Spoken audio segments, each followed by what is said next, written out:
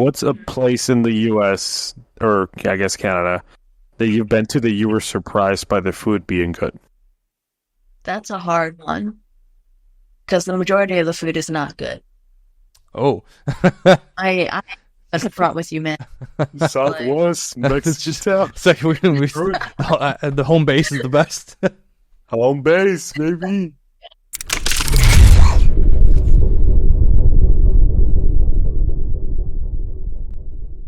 Episode of we're not going to put a number on it. Episode something before 200. Something before 200. Welcome, guys. Thank you for sharing the afternoon with us. Now, before we get started, would you like to introduce yourself? Because I have on here as Poppet. Is that pronounced correctly? Yes. Hi. So, is that like a nickname or is that like your name? It's a nickname. I've been going by Poppet for over, I've been going by Poppet for over 12 years. When I first got into performing, it was through street dance. So popping and the group of guys that I would meet up and practice with, they're the ones that named me that. And it just kind of stuck because I was really into learning like the puppet techniques of popping. Mm-hmm. And so that's what I was always practicing. And so they'd be like, oh, there goes Poppet with her little puppet style. So it just kind of stuck. And now anybody calls me anything different, I feel like I'm in trouble. Like, why are you calling me that? It's like legal names, first and last name. Exactly. Oh my God, I'm in trouble. And is it like that with family too? It's just like that's all they call you? My family has a lot of nicknames for all of us. So it's always something different. If I'm going to be completely honest, like each kid has like 3 to 5 different names. Wow. So we like to get creative. Oh man, when it comes to nicknames, I've had so many throughout the years. One that always sticks out that people used to call me Whopper in middle school. And that one always kind of stuck with me. And I'm like, oh, I guess Whopper. Is that because you pack a punch, or? No, I think it was just because I liked Burger King a lot back in the day. Okay, then. And then I think I've only had one, weirdly. I think mine was Mito, so Mito, only because I think the partial Italian heritage, and there's an Alfa Romeo car that's named the Mito, so my dad's like, it sticks. It's like, we'll stick it for Mario, and we'll call that. Like, all right. Nice. Yeah, I mean, I'm just glad it's not like a weird nickname, like that I wasn't given something else like, oh, what up, Slug? Or, Slug, something wow. weird. How's it a weird one? Like, why would you call somebody Slug? Yeah. It's just not, no. I've been called Buffalo. I've been called Craig. I've been called Llama. I've been called... Llama? Yeah, don't ask.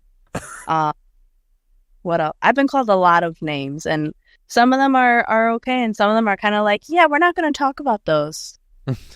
Like, never bringing those up again. Yep. Nope. No. Next question. Moving on. Next question. Moving on. No. Before we start, we like to ask people, what you don't feel comfortable talking with. So feel free to not answer any other questions if on whatever we kind of bring up. And we'll respect it. We don't like to dig too much for if you don't feel comfortable with it. But if you don't mind talking about, tell us a little bit about where you grew up. Did you grow up on the road, or kind of like, and by that I mean like moving from state to state with family, or if you don't mind talking about a little bit of growing up? No, not at all. So I did not grow up on the road. My parents, my mom's from Saginaw. I'm 3rd gen Mexican on my mom's side, and my dad's from Venezuela, so I'm 1st gen on my dad's side. But we lived in Saginaw for a little bit until our family was able to, afford a house for all of us all together, and then we all moved to the Ypsilanti area in Michigan, and we stayed there pretty much. Yeah, we didn't travel outside of that too much. Would you consider Michigan as being your pretty much your home state? Yes. Yeah. That's pretty Michigan State, I consider like Detroit my home city because I do a lot of work out in Detroit. All of my friends are out in Detroit. The majority of my performances are out in Detroit. A lot of my like youth and community outreach programs that I do are out in Detroit. So, and I try to do everything I can to support Detroit. So I consider Detroit my home city. I think I do too. I'm sure Mario, even though he's a little bit outside of Detroit, consider Detroit pretty close to home. And it's nothing wrong with claiming the city when you're outside the city, you know?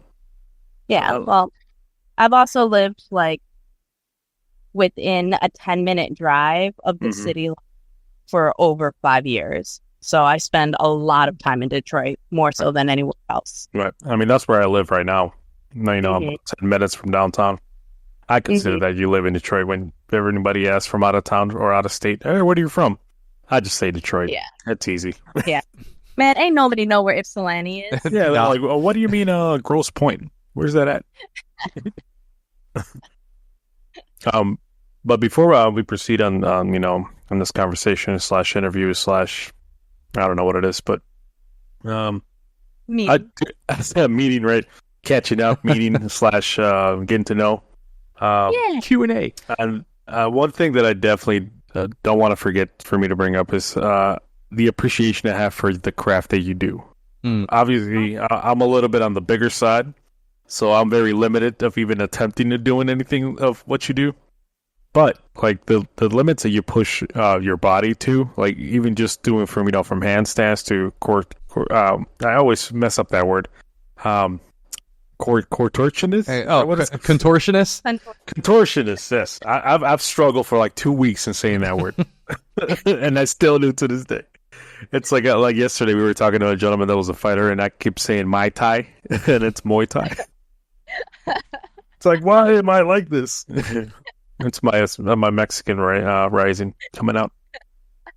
But yeah, no, I give you props for the level of just athleticism that I guess people don't really see sometimes, and they're like, oh, she was just born, you were just born that way, and it's like, no, like that takes practice. I'm sure that takes talent, and I definitely want to take my hat off to that.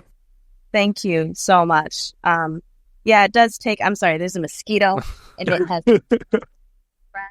It's very persistent mosquito. It is. Yeah. Yeah, it does take a lot of training and a lot of practice. I was definitely not born that way. I am not a naturally flexible person, especially as an adult athlete. You have to approach your training completely different from how somebody who started training as a child or somebody who is still in their early teen years. You can't train the same. Yeah, I would imagine that applies to a lot of aspects, like different athleticism or anything kind of, that involves any physical movement.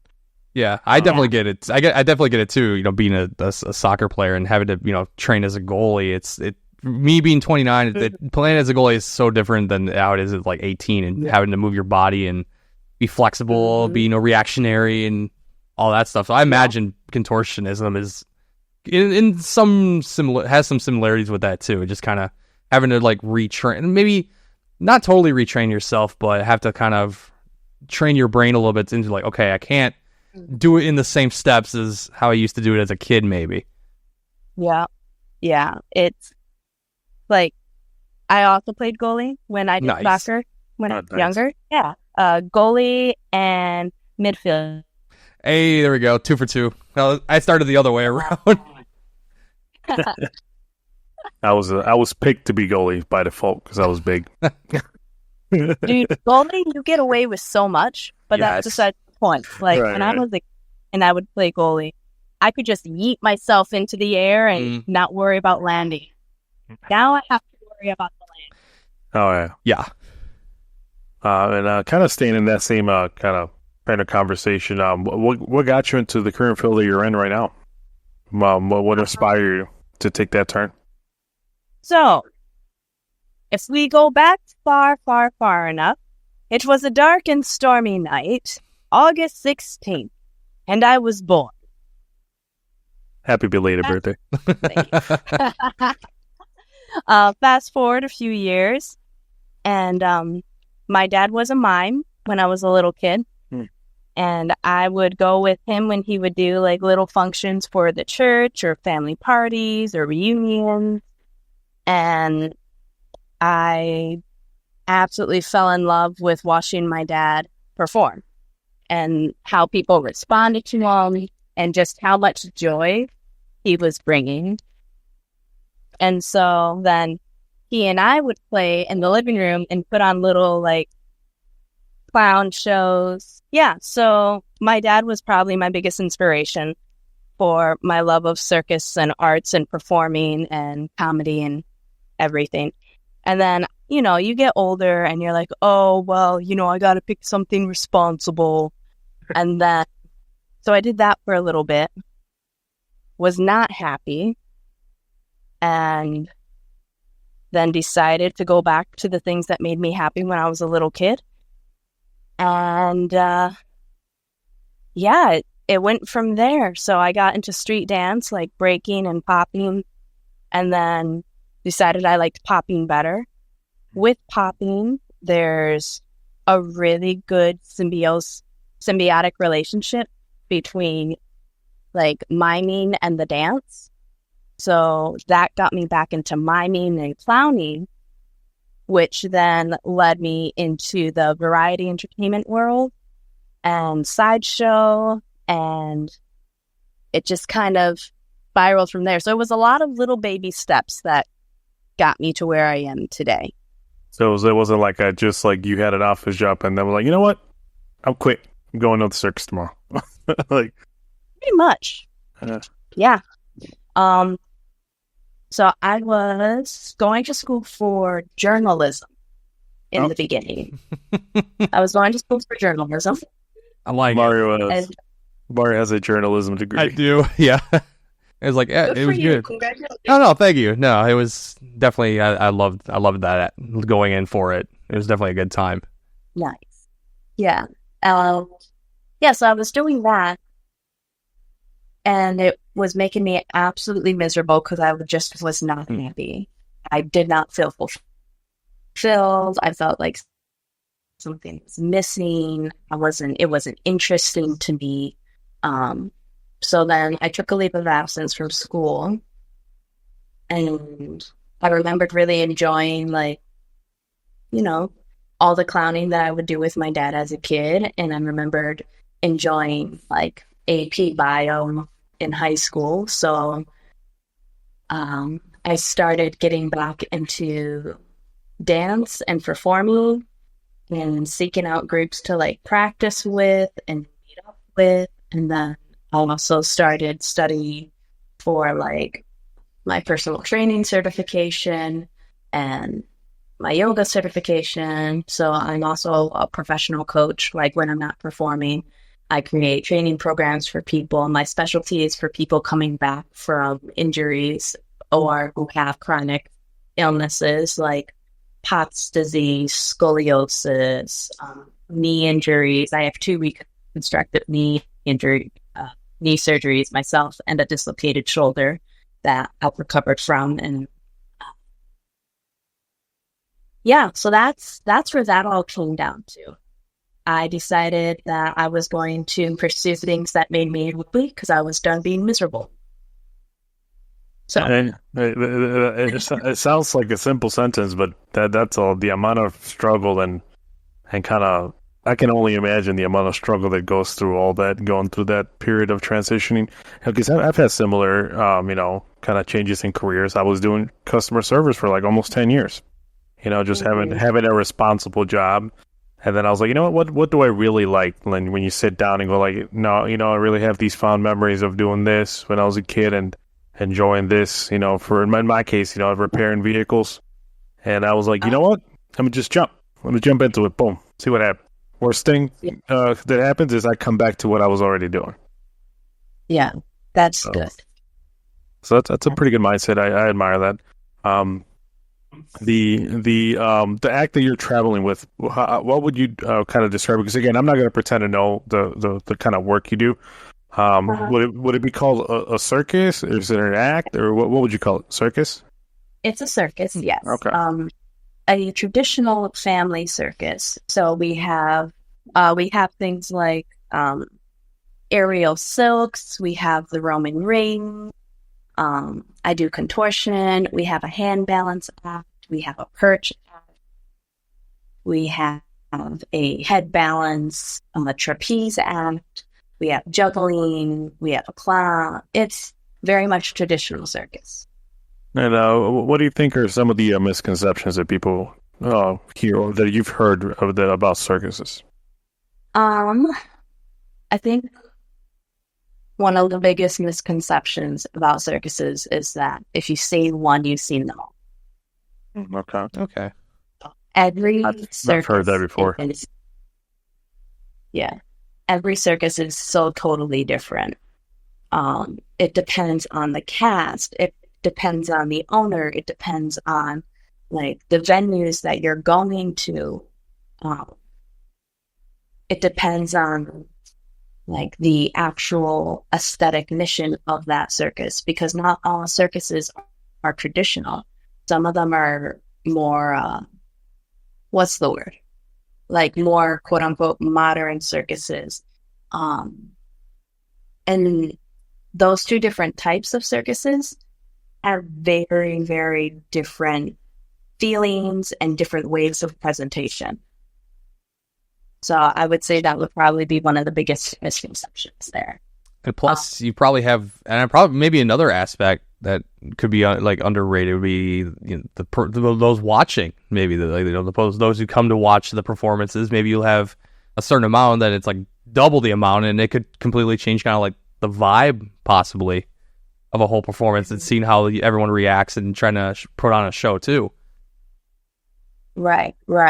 It's have you guys ever been in or seen like a cipher circle in dance where like you have a dancer in the middle, or then you have like these people around them and they're cheering them on, and there's a lot of energy, and so performance works the exact same way, because it essentially is almost the exact same thing. You are doing a give and take of energy. And when you have a really good turnout of people coming to a show or coming to like any event, they're giving you all this energy to work with that is going to help you perform even better than what you could before.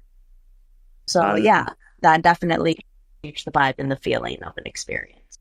It's kind of similar to like a musical act, because I've performed in bands and stuff like that before. Like if you're just kind of rehearsing and you're in an empty room, it's a lot different than when you have like a full venue. You know, it's like almost stuff you didn't even rehearse, and it's like, you know, stuff that can only happen in the moment. Like that's pretty priceless, I will say. Yes. Now you did mention a little bit kind of on if you've seen a circus, you've seen them all. I have a little bit of memories because I've only been to maybe 2 or 3 in my whole lifetime. You know, it's not something I've kind of really stumbled upon. And I remember seeing one when I was a kid that came through town, and it's Mexico, and it's a different time period. You know, it was the 90s. And I remember them having animals. Now, I know that's probably more of a bigger production / you know, I guess different style of circus, going back to like you said, there could be more than one. So one thing that I've noticed in recent times, and again I haven't been to one in a while, is animals being kind of removed from a circus act. Is that something that's kind of that happens over time and then it gets reintroduced, or is that just something that's evolved to the current day? That's involved to the current day. So it's actually kind of a good thing, because it means that there are less animals who are not being properly taken care of.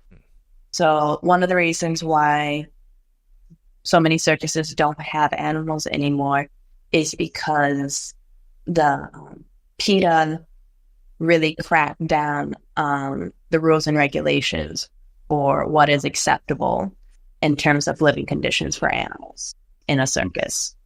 this helps prevent animals from being overworked, animals from being underfed, under-exercised or over-exercised. So, and there's a lot of really creative ways that circuses are going around this. There's one production, it's a little bit of a bigger production, but they're doing, not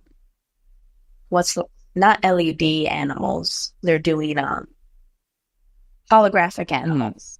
And they do like a holographic anime show. Yeah, and that there was another show I heard about. I didn't see it. I heard about it. They had set up like a screen and they projected animals on the screen during certain acts. And it was really cool. So there are different ways circuses are going about it. The current show I'm traveling with, we do have a show pony and we do have a ride pony. And both of those ponies are very well taken care of. Yeah, no, I mean, one of those, kind of to those points, like I grew up in Mexico, so animals, I guess you can kind of consider it farmland, the part that I was in. So, like, the difference in what I would hear of kind of certain circus or certain regulations being of, like, the conditions of some of the animals, like, damn, like, that's kind of crazy. Because if you look at it, like, for example, I use the movie Dumbo as an example. Like, you can see, like how they portray, and that was a piece back then. Whenever that movie was animated, how they portrayed like the abuse of the animals, but it was like a cartoon, and it's like, what? Like, how is that like a feel good like story of this elephant that gets to fly? Like, he was being abused, and his mom's like, what? I don't want to get too dark.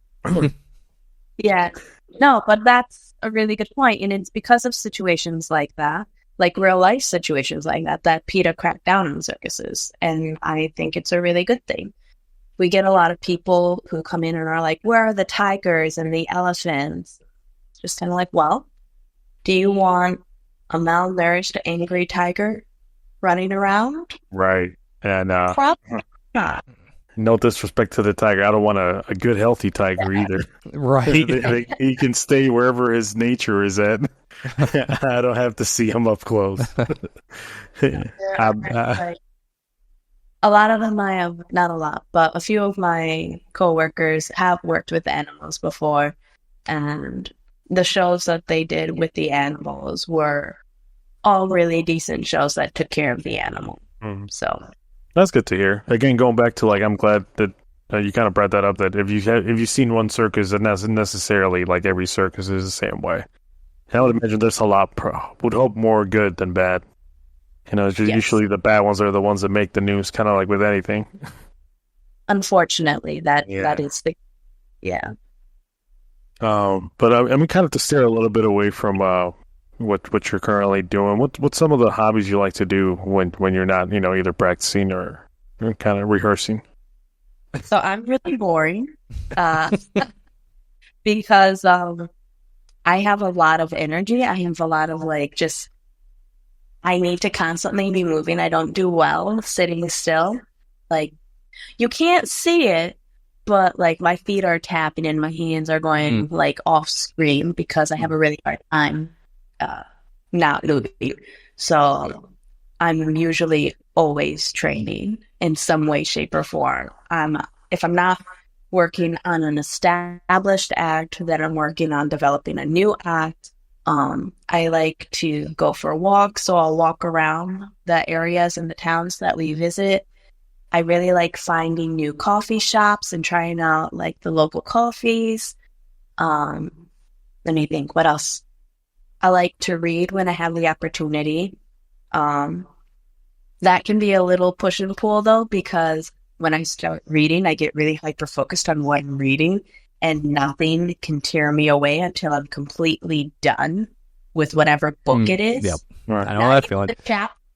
Not the paragraph. I have to be done with the whole book. Yeah, I have to force myself to stop. Yeah, sounds like you, Mario.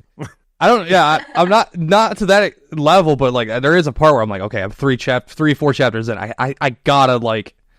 Let me go. Let's do something. I just wanted to see the cover. If it's only a 20-chapter book and you're already 4 chapters in, you only got 16 chapters left. You might as well See, and that's where I get with like my mindset. I'm like, okay, how much time do I have? Like, do I think it's good to like realistically go to bed? I could squeeze in another few. It's fine.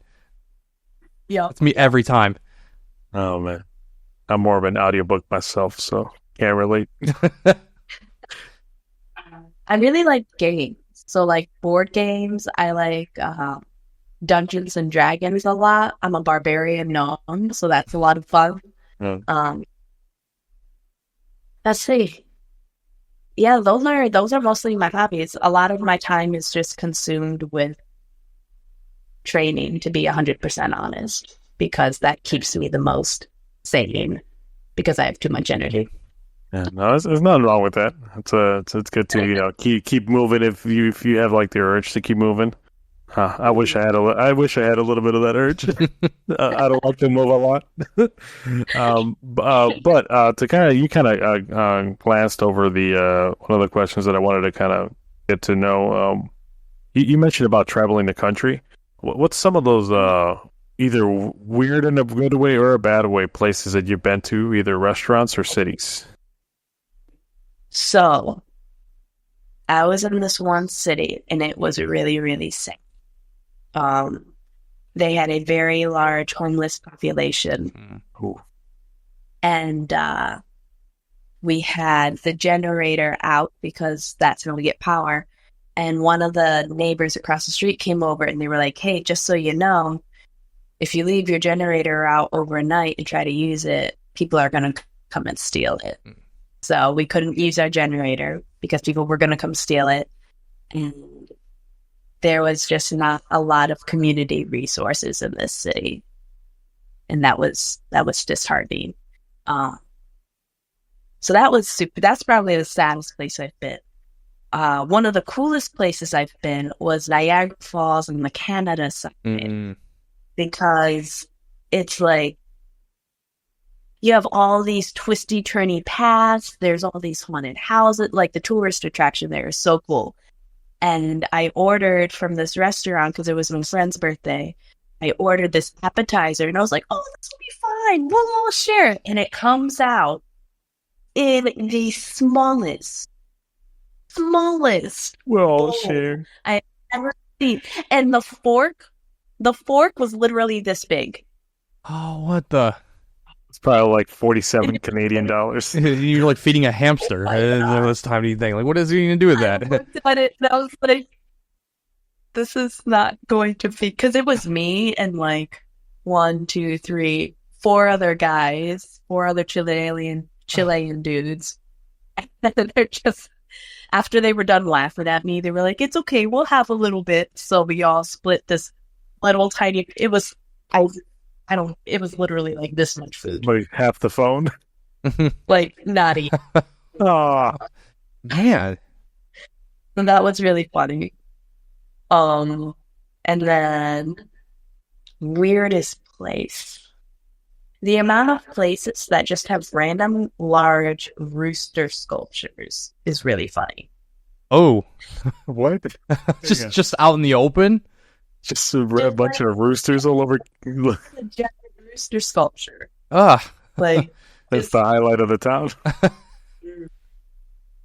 Oh, recently we were in this other town and there was nothing except a furniture store. So we went into the furniture store because there was nothing else to do. It was like a museum. It had Elvis memorabilia, one of Elvis's suits. Oh. It had airplanes on the roof. It had like metal zoo animals in the front. There was a whole ass pirate ship inside. What else was there? There was a straight up lake inside the furniture store. they have to get creative with what they got. Yeah, it's like, come see the pirate ship and then buy this sectional, like, dang, that's something I would do. I'd go there. Coffee tea. Oh, I would totally go to that. They got so much stuff in that store they don't actually have furniture. They ran out. They're like, oh, we didn't get count for the space to actually sell stuff. I'm sorry. Hefner's. It was called Hefner's Furniture. Hefner's. Write it down, Mario. I know, that's already been. It's on the bucket list. Right? Easily. Yeah, that was probably a really cool place. Yeah. And if there was one city in America that you would wish everybody would have the ability to go to, what would it be? Oh, shoot. Besides Detroit? Yeah, besides Detroit. Whoa. There was, oh shoot, what was it called? My favorite so far has got to be the Niagara Falls. Okay. Like, there was just so much to do and so much to see there. And we play a lot of small towns. Like, the circuses that I've been a part of, we don't hit the big towns. We stick with the really small towns. Yeah, definitely Niagara Falls on the Canadian border side. They have fireworks.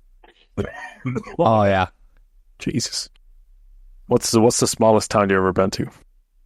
Smallest town, oh my gosh, Louisville. Oh, that was off the rip. What is that, in Kentucky? Yeah, Louisville, Kentucky. Wait, I've been there before. Hang on. Have you? Is that right next to Hopkinsville? I have no idea. Because I've been to Hopkinsville, and that town is small. Let me think. There was another town we went to that was literally like a one light town. Like they just had one street light. Just one street and everything's in it. Oh, man. Yeah. It had a good coffee shop though. No, it's always a little gem. Yeah. But I don't remember what that one was called, but Boonville is definitely on the list of smallest towns ever. They have a decent laundromat though. So if you ever need to do laundry, that's the place to go. I'll go all the way to Kentucky. Yeah. Just for that special occasion. Yeah. You know, it's laundry day. Catch a flight. That's all you bring with your luggage? It's just laundry. Just the luggage is all just dirty clothes. You know how when you cross a border, international border, they're like, what are you here for? Laundry. They're like, yep, go to the side. Inspect. Go to the side. Yep, inspection automatically. Yeah, remember that happened to us, Brian? That I don't know if you because we in Ontario there's a burger bar out there, and we that's all we went to, and the board and the guys at the border were like, "What are we there for?" I was like, "Oh, I just went to a burger place." Like, that's it. Just give me that stern, that stern look, and they're like, "Nah, we got across the bridge, bro. What do you mean that's it? Yes, we can I'm 10 minutes from home right now. Like, what do you mean? Then? It's acting like I drove all the way to Texas just to go to this burger joint. What do you think is kind of to stay on top of traveling? What's a place in the U.S. or I guess Canada that you've been to that you were surprised by the food being good? That's a hard one because the majority of the food is not good. Oh, I that's the front with you, man. Southwest Mexican. It's like the home base is the best. Home base, baby. Let me think. The best food. I'll tell you, it was not that little appetizer from Niagara Falls. It was. Oh, so besides it being small, it wasn't good? No. Oh. It was Canada. Expensive. It was bad. Okay, best food. Let me think. I went to this one coffee shop. Shoot, what town was it at? It's hard to keep all the towns straight. And it's not just because I'm not straight. Bam. But the coffee shop that I went to, they had these pastries that were really, really good. And so I still think about this muffin that I got from there. I do like a good muffin. They are good. What kind of muffin are we talking? Yeah. But I don't remember what it was called. And it was in like the middle of this ranch town. And you had to walk like through this like dirt road. And it was just like a straight shot. And there was nothing else in this town except this one coffee shop. And it was good. Oh, I don't remember where it was. You're flashbacking hard, huh? It was so good. It was a great muffin. Besides that, I Savannah. didn't even have the muffin, and I want one. Besides that, Savannah, Georgia has really good strawberry suspension cake at Lulu's Chocolate Bar. A chocolate bar. You mean Savannah? Savannah, Georgia. Savannah, Georgia. Every time I hear that, I think of Michael Scott. If you guys know that reference, good. All you Office fans. I know, literally though. It's kind of switching lanes a little bit into music. I'm a pretty big fan of music, and I mean, like, I don't discriminate music. I like everything in the book. Throw anything out, I'll like it. If it's good, I'll like it. What is one place or a kind of a direction that you can steer me to find good circus music, whether it's traditional or modern? Let's see. So again, it really depends on the type of circus that you're joining. Some circuses, they're like, we don't want our music to have any lyrics at all. Other circuses they don't care so much, so their music does have lyrics. So, oh my goodness, I'm sorry, my feet are asleep because I've been sitting for so long. Give me a second. You're good. The one moment of not being able to tap your toes and everything, it's like, uh-oh.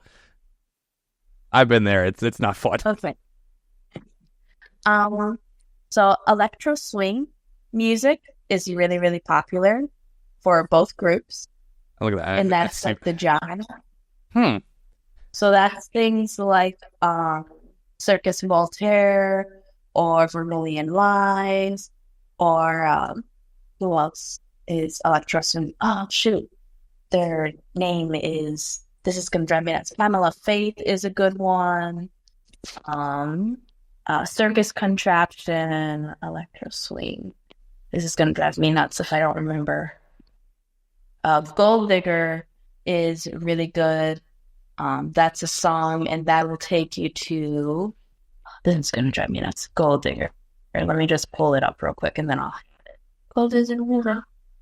I'm thinking of Kanye West right now. I know, that's the first thing I thought of. Not kind of Amanda Palmer's really good. Regina Spektor's really good. Big Band is really popular. Oh, Big Band's more like Big Band would be more old school a little bit, right? Yeah.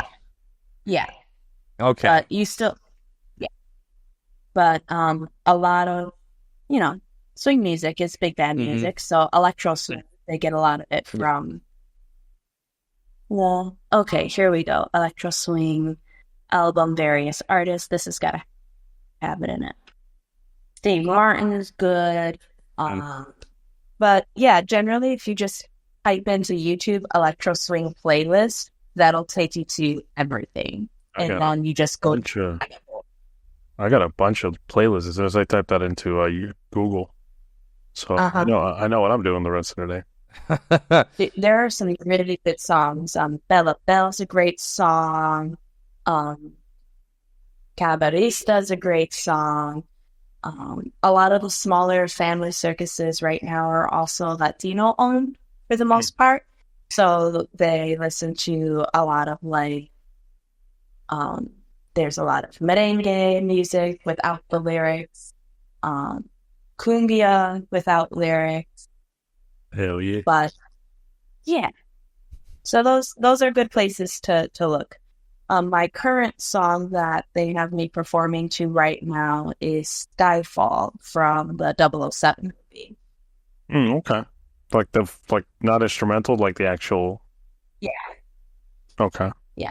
It's the one that goes like Skyfall. Oh yeah.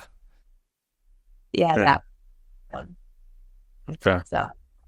Oh yeah, they're big into movies? I do like movies. I have a hard time going to movie theaters because you sit me down and ask me to stay still, and that's very hard for me. So it ends up just being a very expensive... How did you think about that? Oh, man. It makes so much perfect sense. It's not a good time for me. But I like to put something on in the background and have it playing while I'm doing something. So, and yeah. So I like movies. I just don't like sitting down to watch them.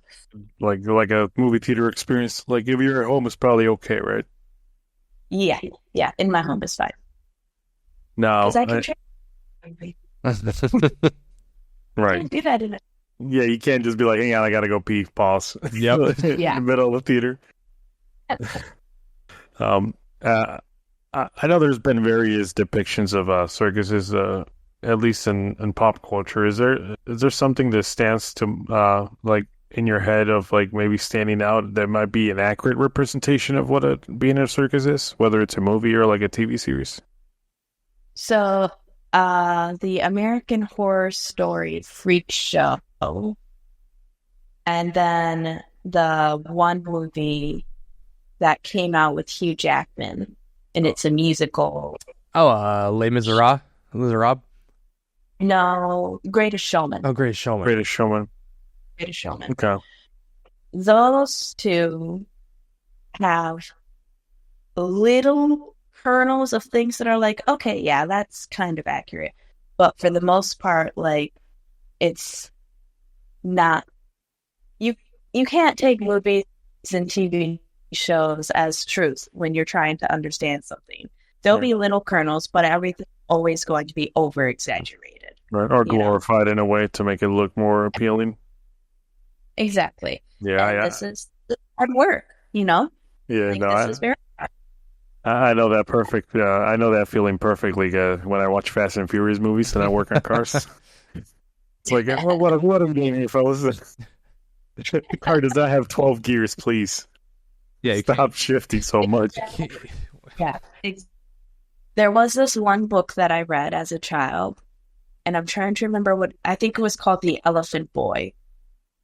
I feel like And I've it heard was about it was about this little boy, and he runs away from home to join the circus, right? And then he starts off as an animal caretaker, and his job is to like clean up elephant shit and stuff and make sure the horses are fed and all of it.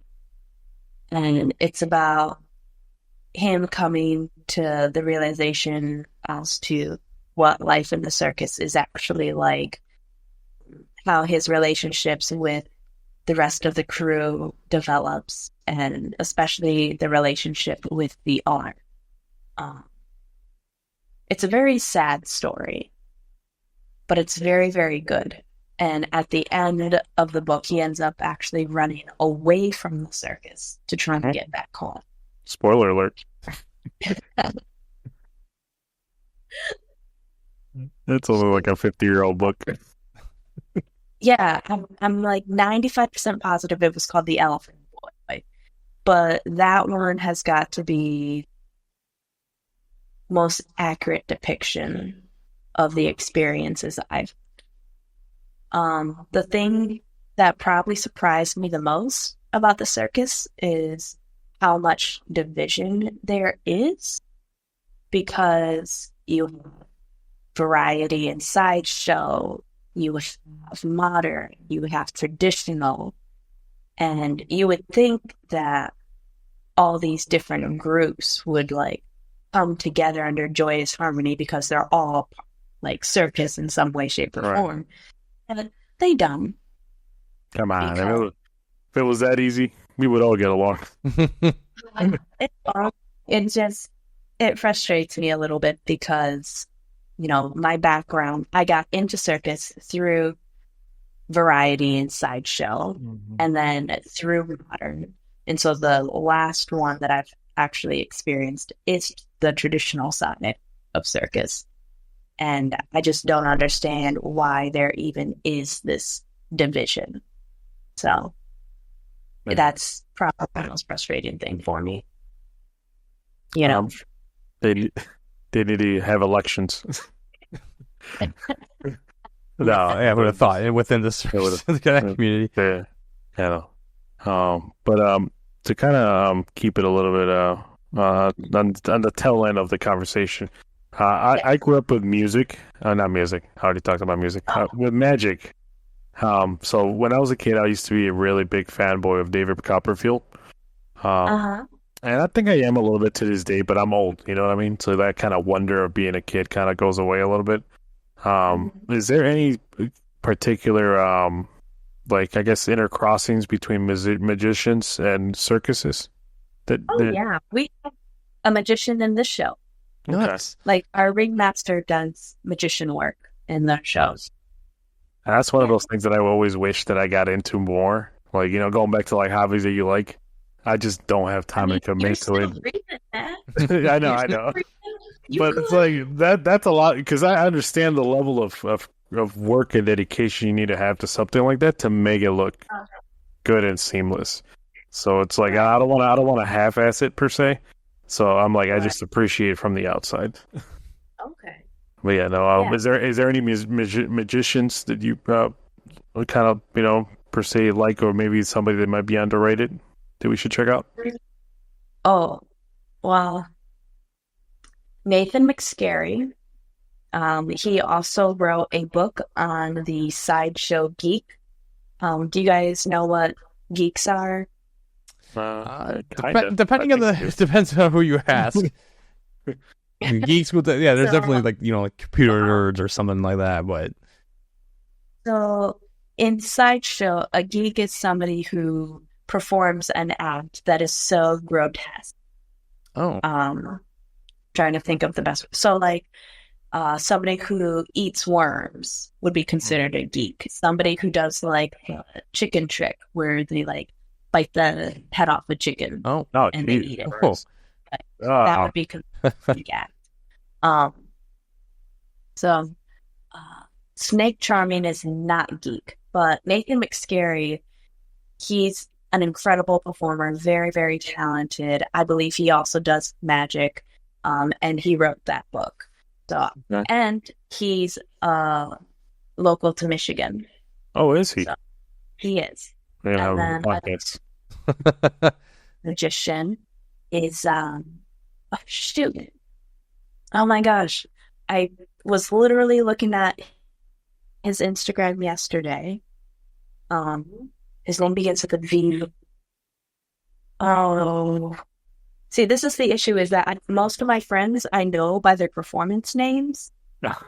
And if I don't know their performance name, I have no other way of finding them online. Like, I don't even know what your legal name is. Right. Very few of my own friends know what my legal name is. Shoot, I can't remember his name, but you can also find him through Nathan. So we'll do some Instagram stalking. I'm sure we'll find the bit. I'll find him and I'm going to send him to you. Oh yeah, if you do, please, we would appreciate it. Yeah, and he's local to Detroit. Oh, nice. Okay. Yeah, very talented performer. I've had the honor of working a few gigs with him, and he's great. Another really good magician. Oh, shoot. Brennan. See, you're asking me for names that I don't know anybody's name. I barely remember my own. Okay, I'm going to find these names, and then I'm going to send them to you, because I cannot remember off the top of my head. Victor? Vincent? No. I'll find them and I'll send them to you. I'm sorry. No, I was not prepared. You did. I'm failing the exam. We're all writing it down. I'm already stalking now, so it works. Don't worry, we got to record it too. We'll just go back and pretty much that. If all else fails, just do that. Yeah, no. I have to remind myself when I'm taking notes sometimes. I'm like, I can just do this later. Yeah, right. I do that too. No, but again. Like movies, like Now You See Me, how like really exaggerates music. Not music, magic. And it's like there's a little bit of if that manages to attract people and get more interested, people interested in that field, I think it's still a win. So like if there's like a movie like Fast and Furious, but it kind of influences the new generation of people to work on cars, then let it be it. It's when they highlight the stereotypical like negative aspects that I kind of don't really dig. Very it's not very gamer man. But yeah, no, if you find yourself in Michigan pretty soon, feel free to let us know, and you can probably swing by the studio, Yeah. and we'll shoot something in person too. That'd be awesome. Yeah. Yeah. I'll actually be coming back to Michigan for a little while in October. Okay. Oh, we got some Halloween So- specials coming up if you're interested or down to do them. Where we're gonna be like in full costumes and decorate the set. It'll be pretty dope.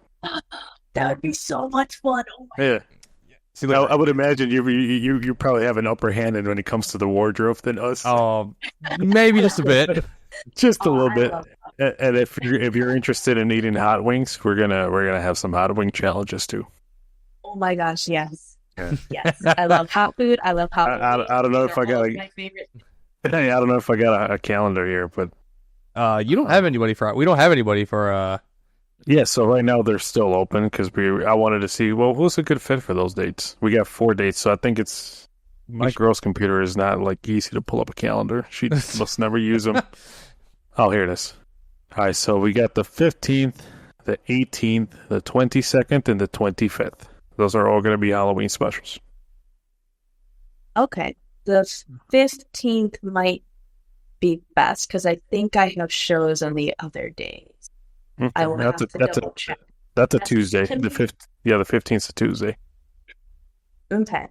Yeah. If you message me the dates, I'll cross check them and make sure I'm not double booking myself again. All right. That'll be okay. No worries. I mean, and again, it would be like it's not like a miss opportunity like once and done. We're pretty flexible. And stuff. Oh yeah. So if you find yourself out of, we'll make some work. Okay. Yeah, I really appreciate how flexible you guys were with my schedule with this too. No. I mean, definitely. if you're giving us your time, the least we can do is try to find a way to get it done. Thanks. Yeah. Well, Speaking of wardrobe, because you mentioned that earlier, and judging by, or not judging, but like seeing all the different costumes and characters you portrayed throughout your time performing, are there any that stick out to you as being maybe, I don't want to say the best, but like you got to kind of express yourself the most and kind of be this character and really make it shine? So are you guys familiar with Theater Bazaar Theater Bazaar, slightly. in Pittsburgh? Okay. So I was one of the clowns in Theater Bazaar, and that was such a freeing character and role for me. Like when I went in and they put the makeup on and they gave me my costume, I never felt so much like myself. Like being able to explore that character and be this mischievous imp of just nonsense and chaos. It was like the best thing ever. And I've been chasing that high ever since. Yeah, no, funny you mentioned that. I want to dress up like Pennywise, but like the full bowl cap and like the whole mile, That's and then like jumpsuit and everything, or the overall. nobody does Pennywise like Tim Curry, man. He Oh, was yeah. definitely one of the best. Oh yeah, Let me think. yeah, doggies. So do you guys remember that clown scare from a few years ago?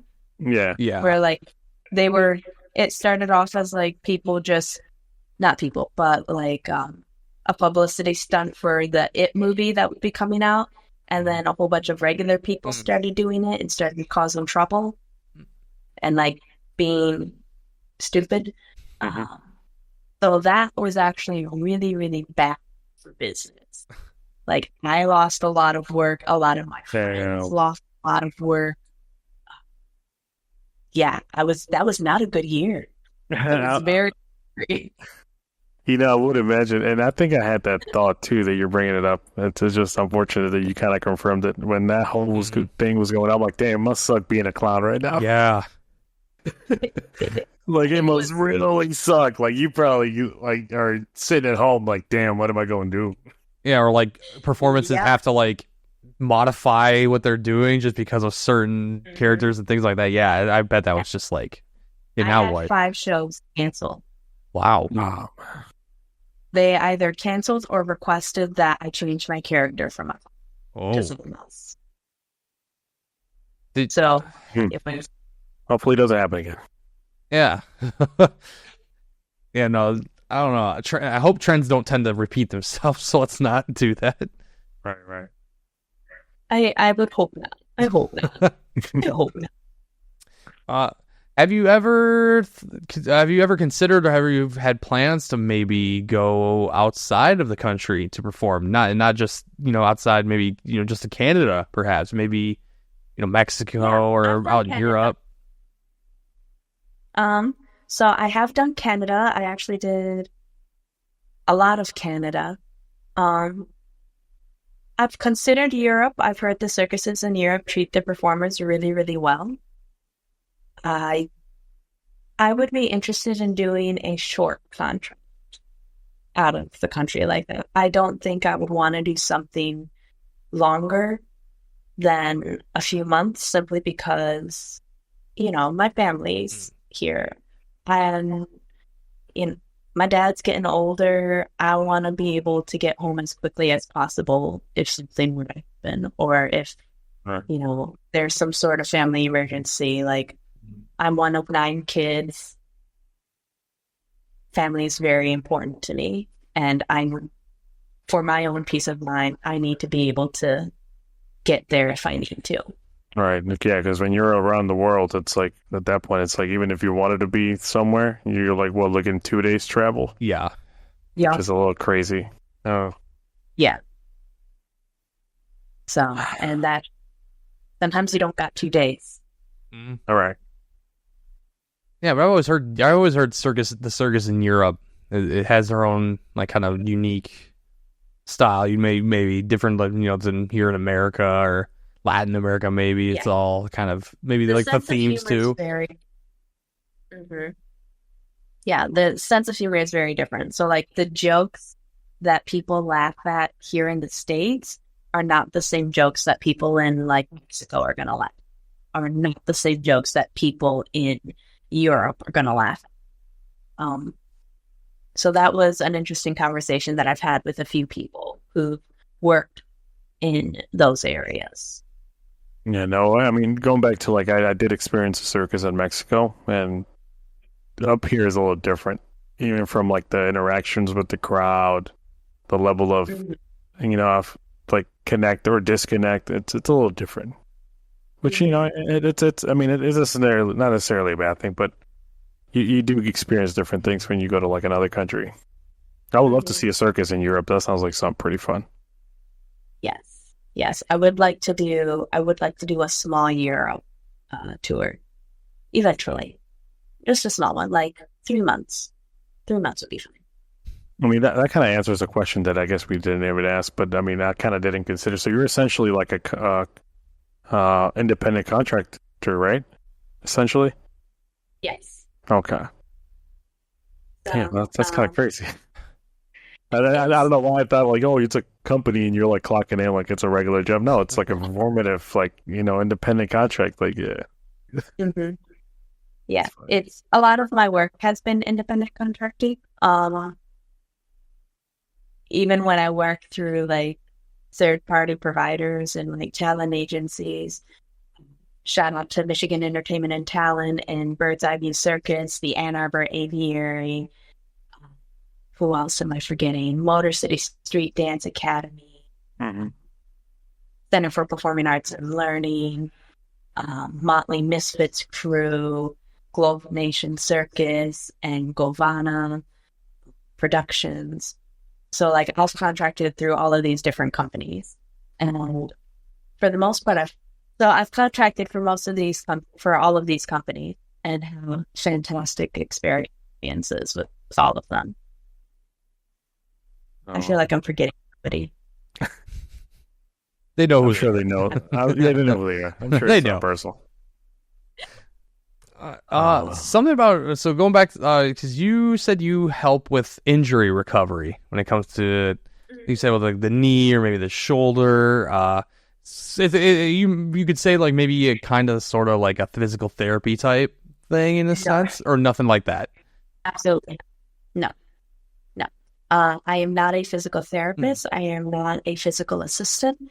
I am a professional coach. I keep my personal training certification up to date. I keep my yoga teacher certification up to date. I keep my group training certification up to date.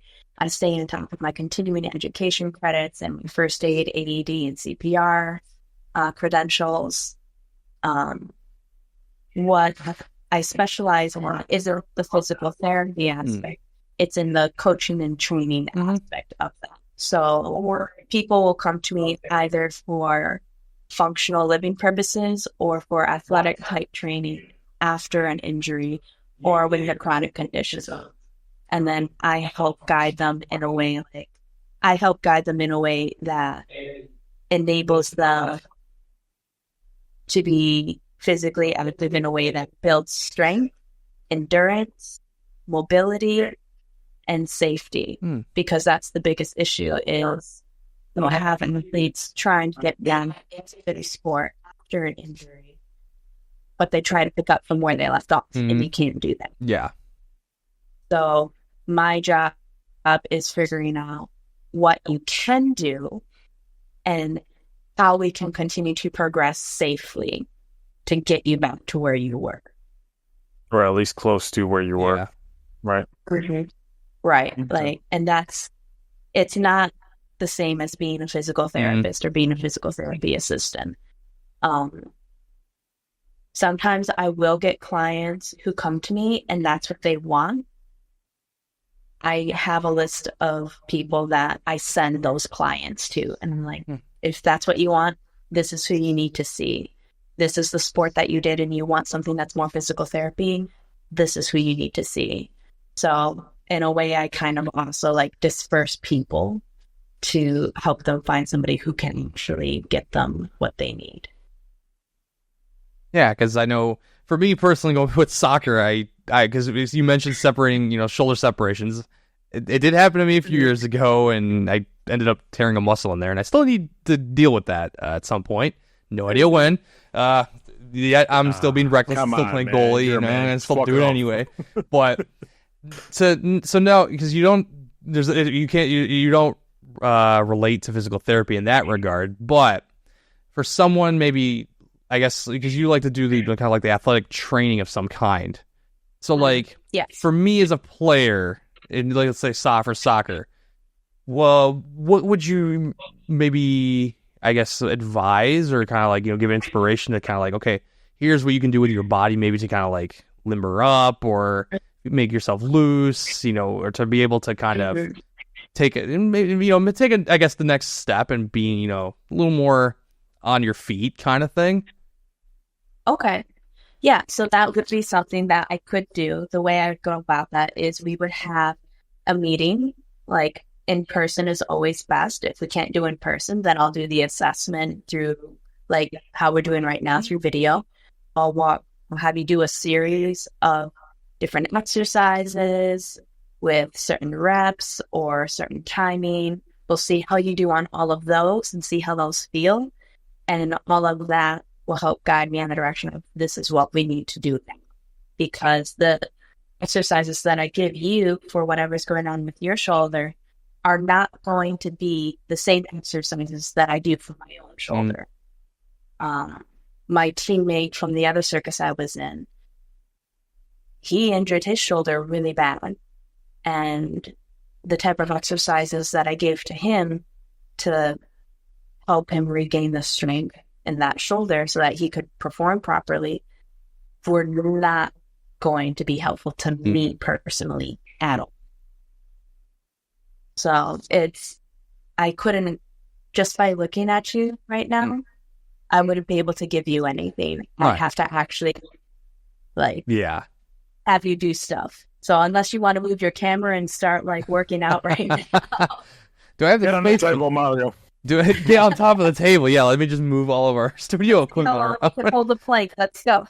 Can I hold a plank? I'd like to think I can. Is that a good start? I think. That is an excellent start. Okay, that's good. I'm okay, Brian, do you know what a plank is? I do know what a plank is. Okay. And no, I can't do it. No, yeah. At some point, this will be fixed up, but it's not. It doesn't affect. I'll say it doesn't affect my daily life in any way. So that for me is a good. Well, let's not do that to me. Come on, I still want to keep playing until I'm like 35, 40. Leave me alone. I need that. Get a new one, bro. Yeah, can I afford that? Just replace it. Put a new one in. Yeah, go. Let me start a GoFundMe real quick. Hey, man. People, I don't know why I just immediately thought of the chick that burned her own hair. I started the GoFundMe page. Oh my god! You remember that? Yeah. Oh. No, that was not a good time for her. But hey, I don't know. Anyways, on that note, Yeah, my internet connection is a little spotty, so bear with me.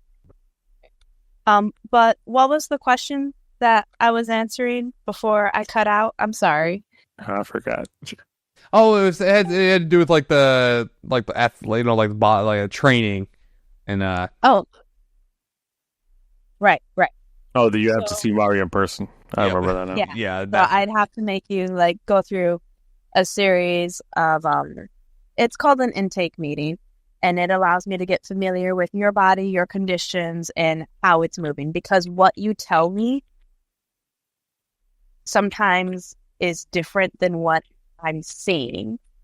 A lot of times, especially for adults, there's this really interesting disconnect where you think you're feeling one thing, but you're actually feeling something else. It's the best example would be the difference between pain and uncomfortable. Like, pain is no bueno. We don't want to feel pain. But it is good and it is okay to be uncomfortable. So that would be something that I would have to see. Like, is this actually causing you pain, or are you just uncomfortable? Mm-hmm. So, but yeah, so in my coaching, I do the strength training for that. I teach hand balance. I teach contortion. I teach dance, and I teach the fundamentals of weightlifting. And then for funsies, I also do like an 80s group exercise class. Oh. So that's fun. Does everybody dress up too, or is it just the vibes? I encourage dress up. I definitely dress up. I'll bring like glow sticks and scrunchies and stuff for people who don't have anything, so that they can have a little something. Nice. But yeah, it's fun. My life. Oh yeah, yours just see, looks good though. You should have kept that. That was sweet. But I would like to appreciate for your time, Pop. Where can people find you? So you can find me on pretty much all the social platforms. My Instagram is at Dance Poppet Dance. My Facebook is Dance Poppet Dance. My TikTok is Dance Poppet Dance. My YouTube is actually not Dance Poppet Dance. Awesome. What a twist. You were on a street. I was. What happened? But yeah, so if you just Google search Dance Poppet Dance, you'll find me, and you'll find me connected to everything else. My portfolio's under Dance Poppet Dance. So, but yeah, that's how you find me. Okay, and cool. where can people find you touring soon? So I will be. I have that schedule somewhere in here. I do. Aha. I'm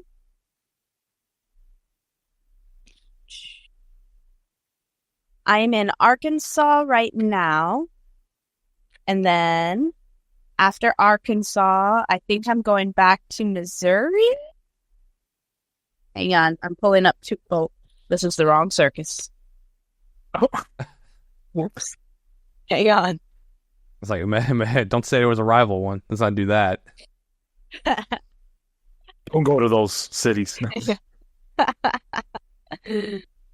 Well, I'm always looking for like the 2024 years coming to a close, so I need to find like my contracts for the upcoming year. And then I also like to get inspiration from other circuses in terms of like, oh, I really like how they did that costume, or I really like how they cut their music. So I like to get inspiration from stuff like that. Here we go. Tour dates. Okay. So, tomorrow I'm in Corning, Arkansas, and then after that, Janesboro, and then after Janesboro, West Plains in Missouri, and then after Missouri, I'll be in Illinois, and then from Illinois, I go to Indiana. From Indiana, I'll be in Kentucky, and I'll end the tour in Kentucky.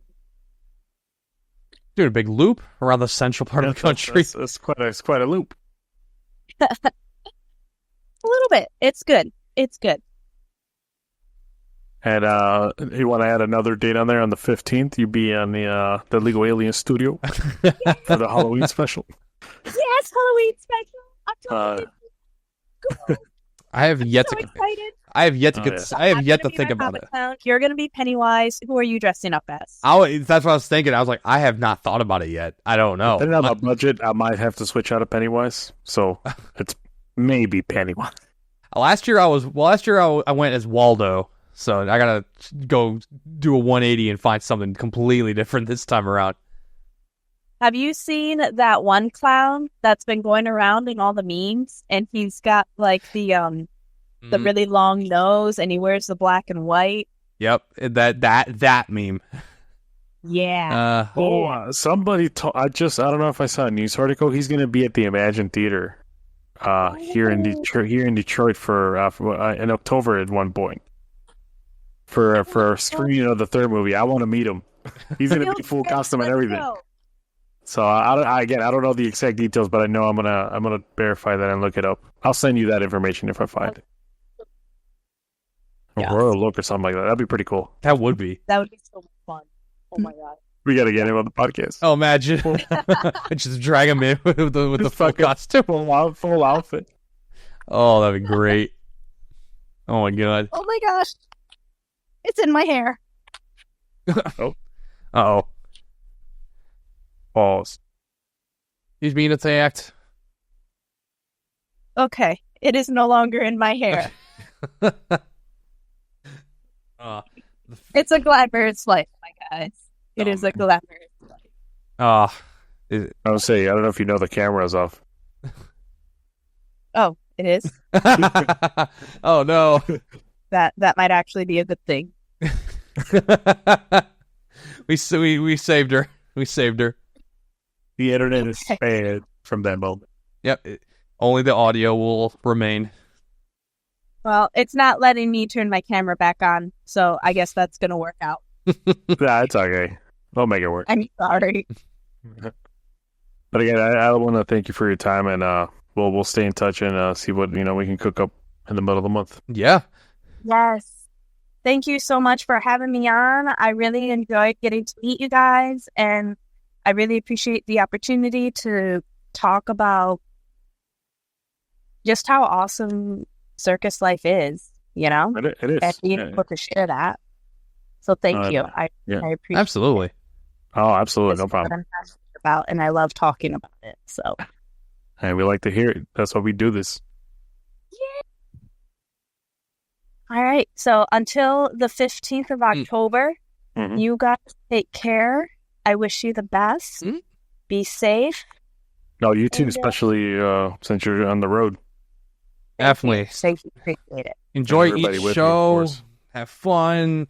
Be you. That's the best. That's the plan. Go have fun and be you. Yes. But yeah. Heck yeah. Oh my gosh. There's another one. Okay. Oh, no. Have a good night, guys. You too. You be too. safe. Bye. I'm Bye. Bye. Bye.